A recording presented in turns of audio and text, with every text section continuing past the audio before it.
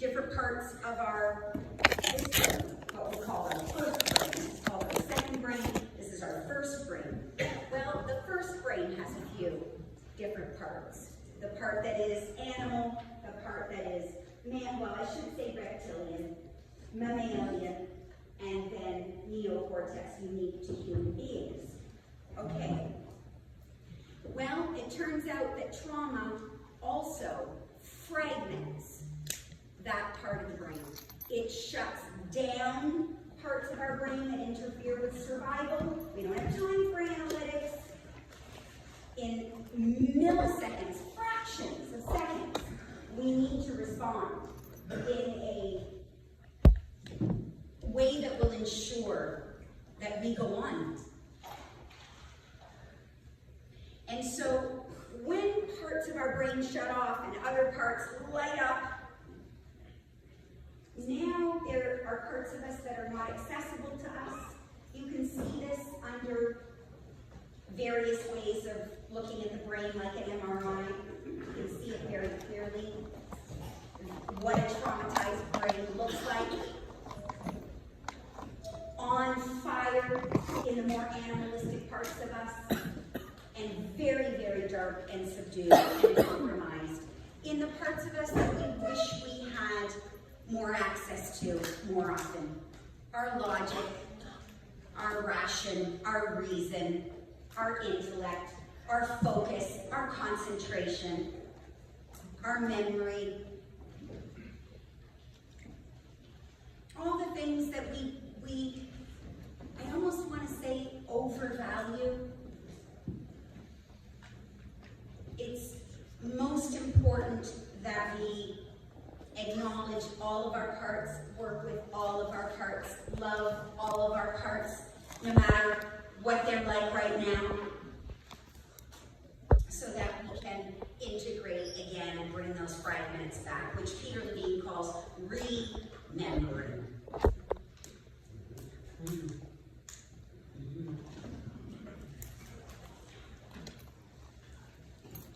So this is what we do with some very interesting mechanisms that are very unusual. So when people do come all the way to Long Beach, California, and come into my, what I call the tree house, because it kind of looks like I live in a tree house, which is really nice. Would you say it, Reggie? Yes.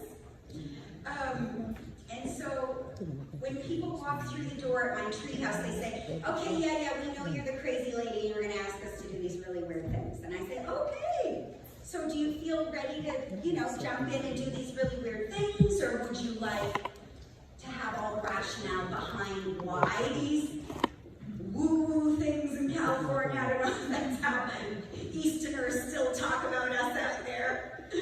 I was trained at McGill, so I definitely called the California people woo-woos when I was being trained before I left Montreal. It was a shock to my system to be out there. But the blessings have abounded, and now I'm one of those woo-woo people. And I don't have any shame. I've uncoupled out all the shame, and I'm this strange person now that does strange things. And so some people need the rationale. And so that's what I want you to know, is that there is a lot of neuroscience to support these unusual things that Peter Levine has discovered are so important. The things that I am committed to really adding to his beautiful body of work is really that human component that I was sharing with you, really showing up as flawed as I am, with a loving presence that really wants to meet a human being right where they're at. And if it's feedback that I've gotten over the years, more often than any other, it really has been about the value of being met exactly where you're at, with a love and an acceptance, and also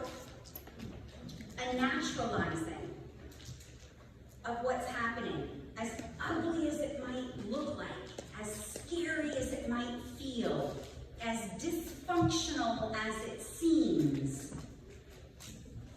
a really most important message of self-regulation training that I learned from somatic experiencing from Peter is that these responses are in fact natural to unnatural events. There are things that should never happen. There are inordinate amounts of stress and pressure and urgency and speed and, this. I'm somatic, so sometimes I'm not going to have words. I'm just going to do the somatic of what that's like. And what I do want everyone to know, whether or not you relate to the word trauma, let me take this, because I'll keep going, and it'll never, yeah.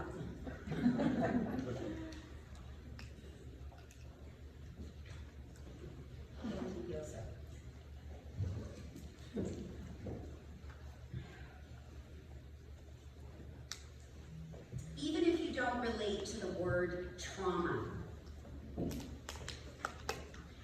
please know that it's very clear now, in all of the inquiry, that living a chronically stressed, pressured life, in fact, causes the same changes to the brain and the body as traumatic experiences. Not at first. We get away with a lot for a period of time. But the piper will get paid. Oh, I don't want that to happen to any of you. Burnout is something that it feels nearly impossible to come back from. And once you have experienced it, you're very prone to re-experience it. It's a lot of work to guard the nervous system once it's been blown out. We have to be very, very careful. Our self-care really does matter because of this marathon that we need to finish for our children and grandchildren. And great-grandchildren? Anyone? Almost. So,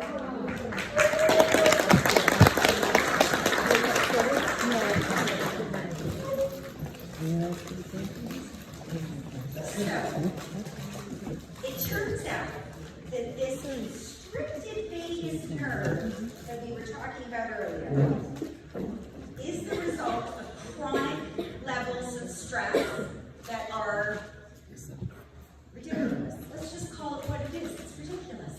The alarm goes off in the morning, or however that is that we're woken, and it, off we go. We're off to the races, and it doesn't stop. With a constant evaluation of ourselves spinning in our head all the time. And, not allowed to sit or breathe or make sure we've hydrated.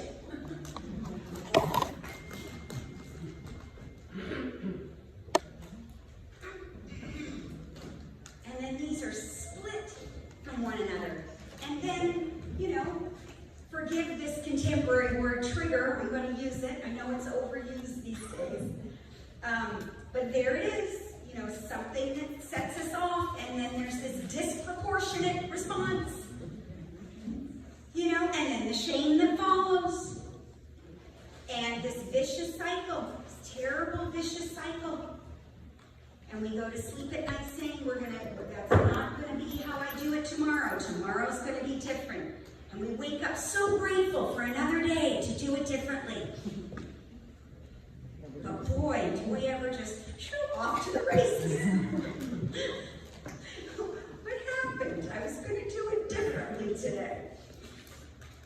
And this really is because these patterns get grooved into our brain structure.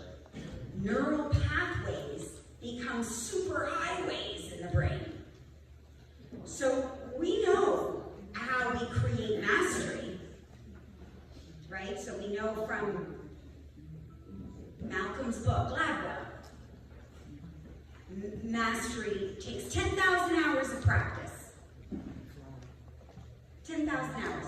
You can ask Peter Levine. It's 50 years in for Peter. It's only 30 years in for me. But 50 years in, and everyone says, Peter, how did you know to do that right there? You can watch his incredible work on YouTube. It's dangerous, though. You know that. Very dangerous. We try not to spend too much time on that. But, oh my goodness, I did watch a few of his incredible videos the other day. I'm still learning from my teacher. Studied from him more than 25 years ago. And continue to study him. We all want to know, how did you know to do that? And he says, practice. Practice. If he hadn't had these 50 years of practice, so what are we practicing in is what I'm trying to get to here. What are we grooving in to become superhighways in our brain? Because it really is tricky to undo those superhighways. And guess what? This is a really important finding from decades of neuroscience. We shouldn't even bother. We shouldn't even bother trying to do anything about those superhighways that are already grooved into the brain. Doesn't that sound crazy? Yeah, neuroscience shows us that we should never focus on stopping something we wish we weren't doing. When we focus on stopping a behavior, has anyone noticed what happens? We bring more anxiety to it, more focus to it, or, we make it stronger, become stronger. Counterintuitive, and yet it's so nice to see that we really do understand that now. These are things that really didn't make sense to us once upon a time, but we really get it now. What we need to focus on instead is starting alternate behaviors that are life-affirming. What superhighways do we want to have in our brain? And here's what I want to share with you as a really sad version of a TP. I really tried. I really tried. I continue to work on it. As a TP, because I so believe in it, when I work with my kid, what I notice is that as imperfect as I am, and how difficult it can be, he wants to connect when I am. 3 things. Slowed down, mostly calm. I'm going to say, I don't have the calmest personality in the world. Mostly calm. And when I underreact, so you know how our kids are. You know how our kids are specifically. Oh my goodness, if we react to this stuff, we're going to have a heart attack, And so my practice is all about utilizing not just the tools of SRT, but sessions of SRT. I have my appointment as soon as I get back from New York. I get to see my Stephen Silva again. I'm so excited. And so we need to be nurturing our own nervous system, utilizing tools on the daily, but also, unraveling out of the nervous system all of what gets wound up again in the nervous system. It's really essential to keep unwinding what gets wound, because this is something that's happening every day. If some of you do have your kids living elsewhere, then it's over the phone, it's weekly, or when you see them. Whenever this is, it winds us right back up And without somatic practices to open up the vagus nerve, to soothe our nervous system, to calm the mechanisms in our brain that keep us on high, overreacting when we don't want to, shutting off, shutting down, dissociating, leaving our body, not even realizing that we have, where our kids can really feel the lack of our presence.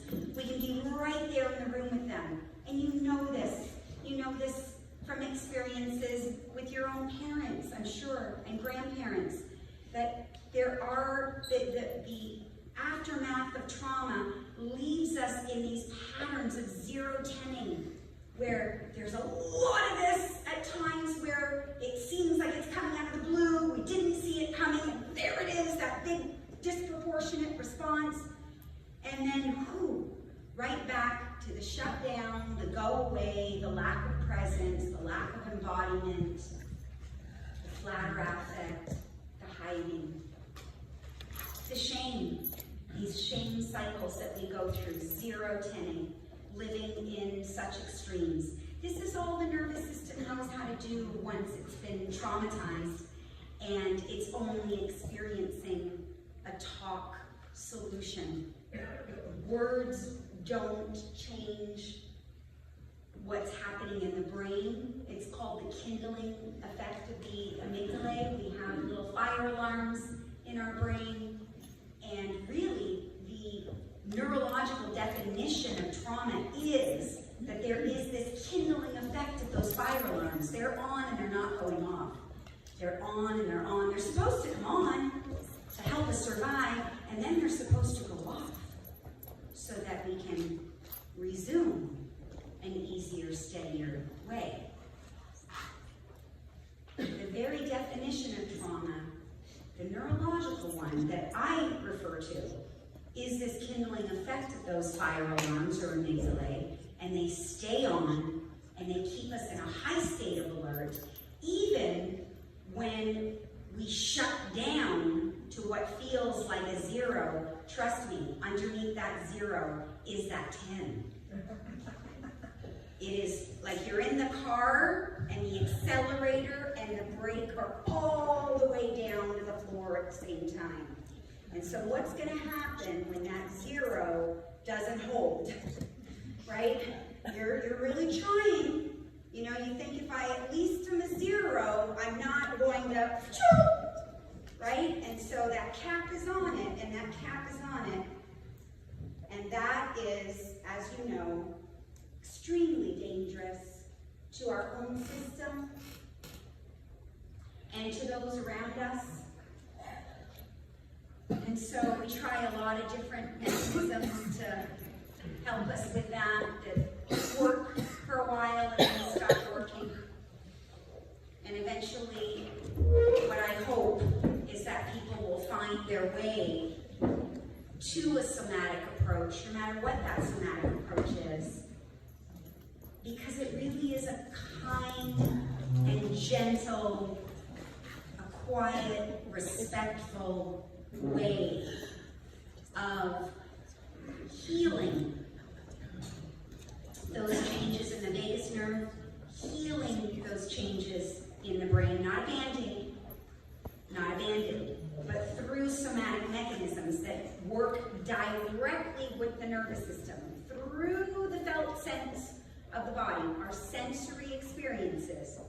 And yes, there are some words where you report on the sensory experiences you're noticing, but there's no need to relive stories that are too painful to relive. There's no need to go on with long narratives that really leave us feeling more upset than had we not even brought the narrative up in the first place. There are beautiful ways now that we know how to work without needing all of that content.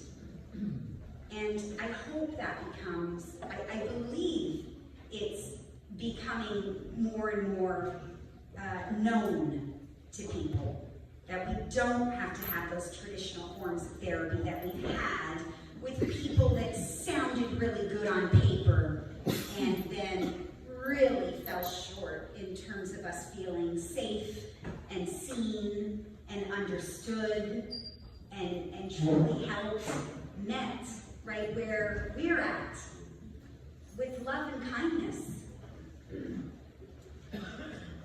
I don't believe there is healing without that. And so many of us have attachment hurts. Our parents couldn't do what they couldn't do. They couldn't do what they couldn't do. I still get sad about that. You do think, who would I be had my parents not been as troubled as they were? Maybe I wouldn't be here with all of you, so it's all right. It's all right.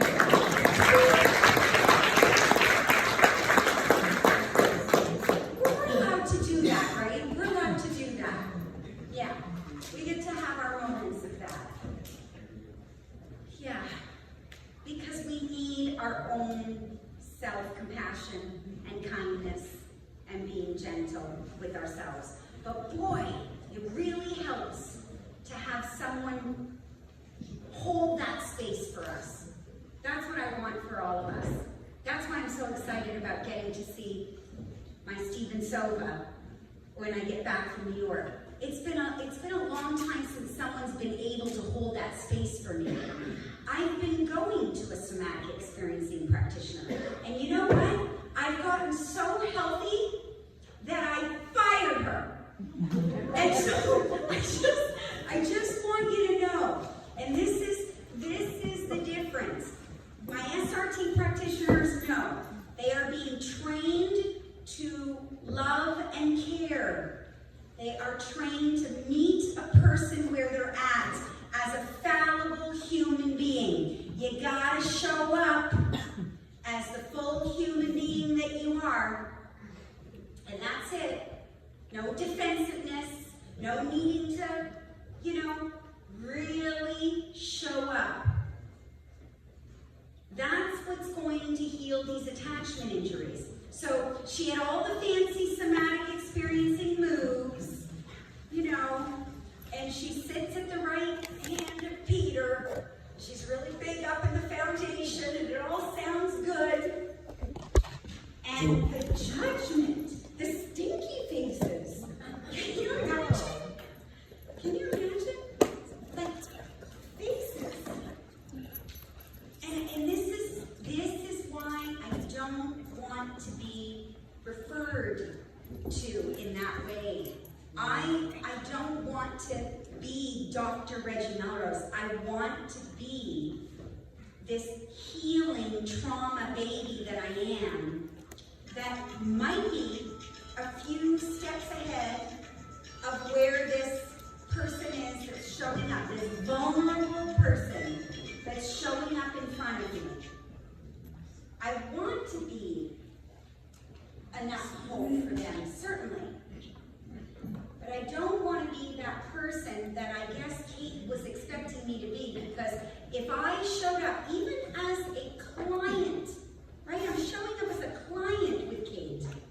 She's still seeing me as Dr. Reggie Melrose. And so when I say something that's fully human in my fallibility, you could see on her face that it shocked her. It was, oh my goodness, even you? Yes, even me. Who am I? What are you even talking about? Yes, me. This is what I need us. I'm not going to stop. I'm writing my 8th book now, if you can imagine. I told myself I was never going to write another book. But how do I not write the book on SRT? I've never done it.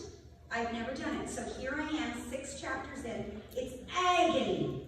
It's agony. Because I really am trying to capture something on the page, just as I'm trying to capture something here with you. I, again, came here, not scripted.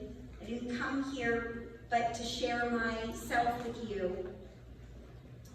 And so here I am fumbling over words, because I feel like as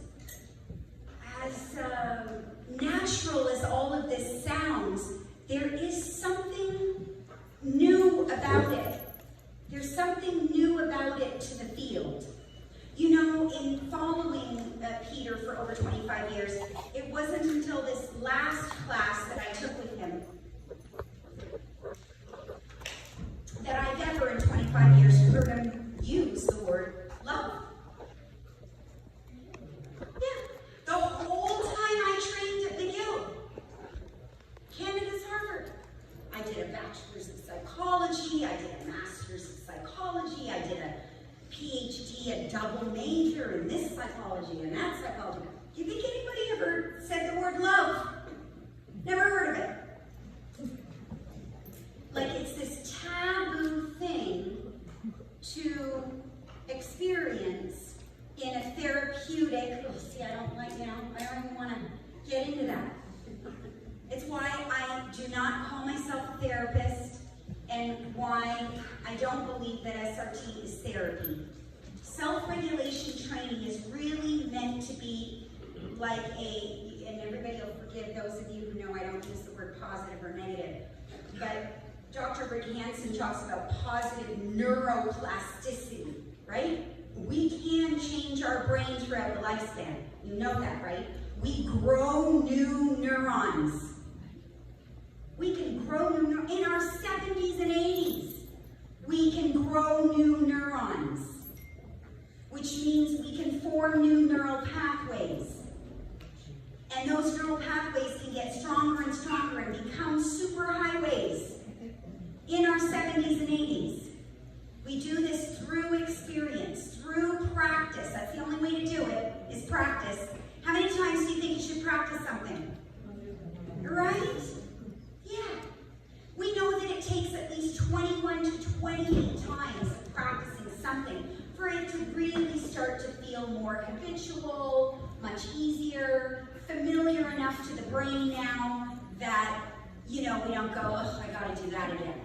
After 21 to 28 times, it really becomes, oh my gosh, I didn't do that today. I gotta go do it, right? Whereas we sort of, you know, begrudge it until that 21-day mark. But once we cross that, it becomes very unusual, a strange feeling inside of us if we don't do it. So this is really important. And because one of the biggest mistakes we ever make is we stop practicing something too soon. We discover something that really is very helpful to us, and we do it a little bit. But if it remains, you know, not so familiar and it doesn't get familiar quickly enough to us, then we leave it by the wayside.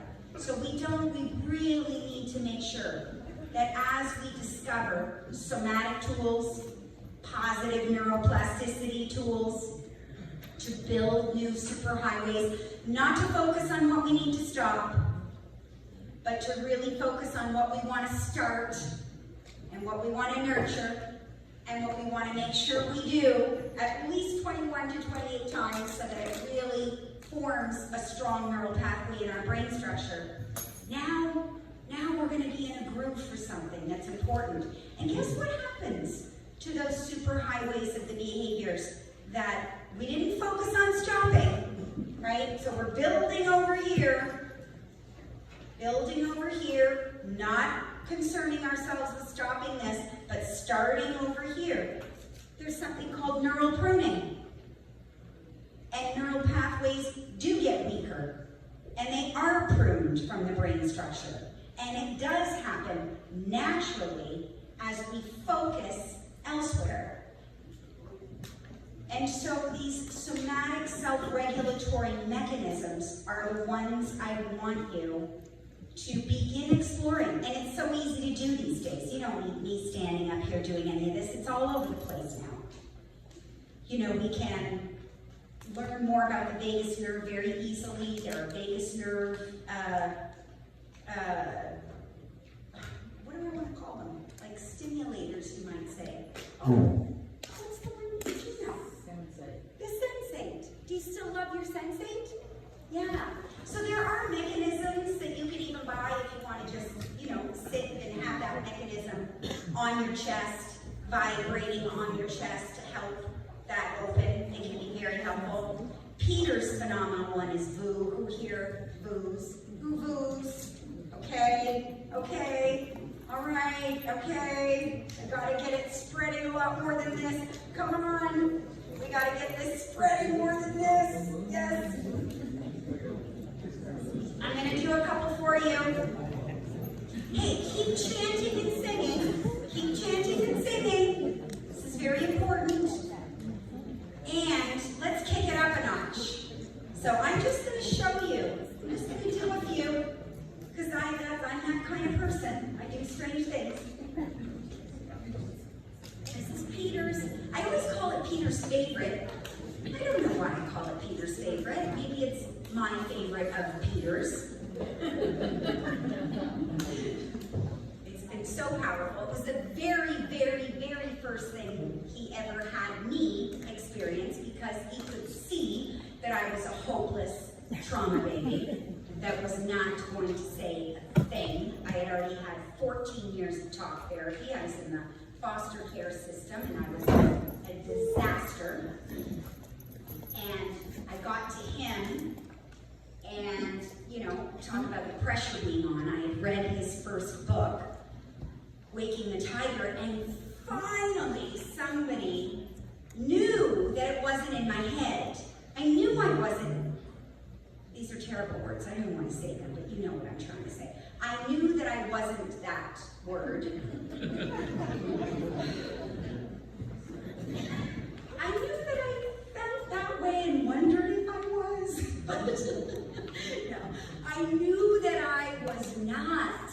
I knew that I was not.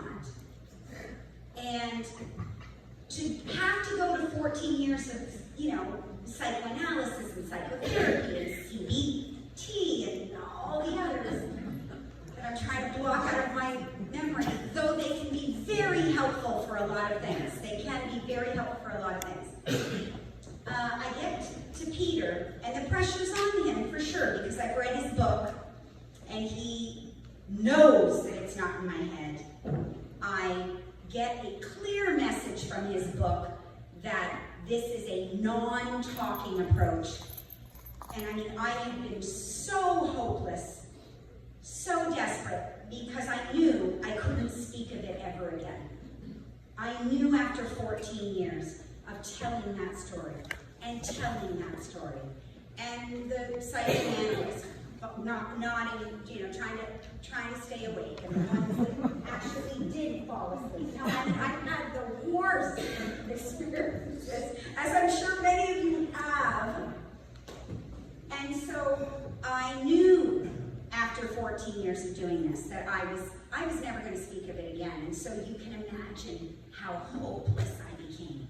I thought, wow, there's no help for me, because we believed for so long that you have to communicate through your words in order to get the help that you need. So I just wrote myself off. And then Peter's book. And I get to the session with him, and he asks me a question. He asks me a question. What brings you here? I did not. I honestly, you got, like, I'm trying to show you, like, a steam engine and all this, like, steam coming out of the top of it. I was so angry. I didn't know what I was going to do. I mean, really felt such rage that he was asking me a question, that he was asking me what brought me there. I was going to have to tell the story again. So, Peter, can you imagine? And I would talk about stinky face. I looked at him like this. You know, I thought I didn't have to talk to you. I mean, this is how desperate I was as a trauma baby, how far gone I was, how hopeless I was, that I'm with the great Dr. Peter Levine, and I'm staring him down and saying, you know, I thought I didn't have to say anything.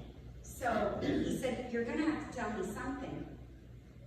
So I won't tell you the little bit that I said, and I won't tell you what he called it. Horrible, horrible. But that was it. He could see, I'm out of here if you don't switch this. And the very first thing he had me do was boo for 5 minutes.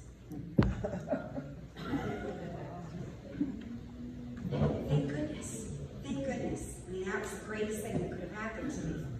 Didn't know it at the time. But after 5 minutes, he said, "What is in your awareness now?" And I was absolutely stunned. I had no words. I was completely unsure because I've never had an experience of myself like this before. And I really kind of did a, like a scan, searching, trying to figure out how I was going to answer this man. What was in my awareness now? And all I could say after a couple of minutes of stunned quiet, I said,